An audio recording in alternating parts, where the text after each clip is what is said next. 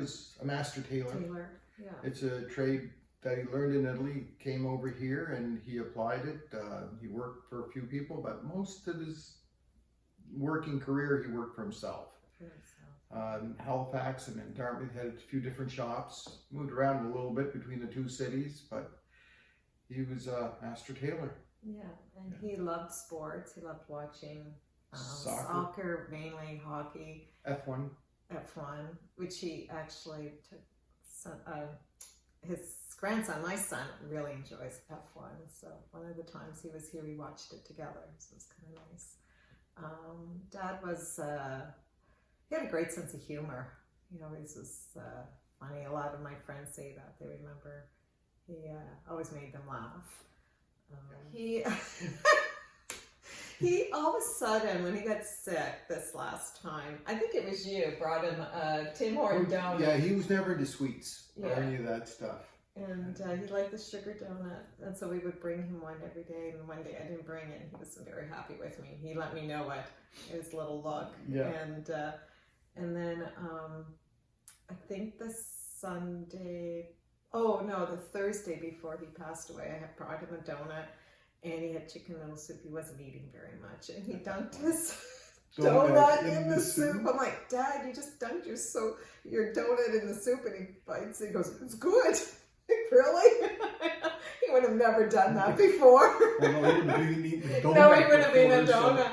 And then the day before he passed, he wanted some water. He couldn't talk very well, but I could tell what he needed.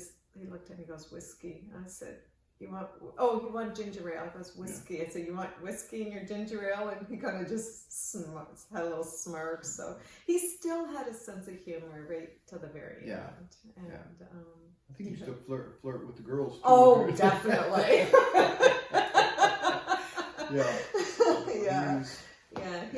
He got through, I think, the last part of his life with his sense of humor. He's always if someone's considering sending their family member to hospice, I think it's wonderful. They'll have a great experience. There's no guilt, like my brother said. Just the level of care at a hospice is hard to mimic at home. It is. You have people here that understand what the patient's going through, and they understand it. I know some of them get involved, their heart's in it. When it's your own family, like your father, your mother, you're emotionally too tied. Yeah. And sometimes being that way is hard to even do things for them because you're trying to do it with a smile, but you can't. And it eats away at you. There are situations where dying at home is fine, but if they need a lot of care, I don't think there's a better place that you could put it except in hospice. In this situation, I've seen it firsthand. There was no way our mother could have done what was done for Dad here. He would have suffered a lot more at home. And Mom would have too. Oh, Mom would have too. Mom would have too. My feeling is it would have been more of an injustice to have him stay at home and die at home in the situation he was versus him being here. As much as we were all sad and hurt, and probably teary-eyed, they did a beautiful procession for him downstairs. We had those little battery candles. They were all light up, and the music. Carlene came and she played the guitar. She sang a song in Italian. Yeah, wasn't it? Yeah. It was beautiful. It was really nice, and all of us, like Mom and the three of us and my kids. Yeah, my son. Yeah, my son, and my adopted mom. And your adopted mom, we were all here, and it was just. I mean, for him, when they brought him out in the red velvet, I mean, it was just, he went out in style. Yeah. And, being a tailor, that's, that was a special moment. It was really special for me. I would say it was almost my closure. Yeah, that would have been it. I was actually with my uncle when his wife passed away, and it wasn't the same experience at all. No. It was just, he would have liked that actually. It was nice. This red velvet.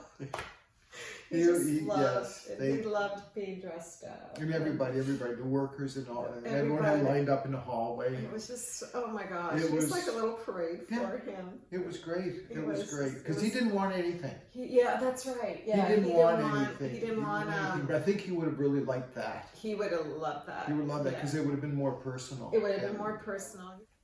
Today is Giving Tuesday. A lot of charities out there, and this one is very special to myself, my family, all of us. And I encourage people to donate. Even if you may not need it or your family may not need it, there are families out there that will benefit from this greatly. You can go to the website, www.hospice.com. What was it? Hospice. It was so good. HospiceHalifax.ca. Go to the website, www.halifaxhospice.ca. And please donate. Be generous. It'll help a family. Thank you. Great. I couldn't have said it better. Except you would have got the website right. Maybe not.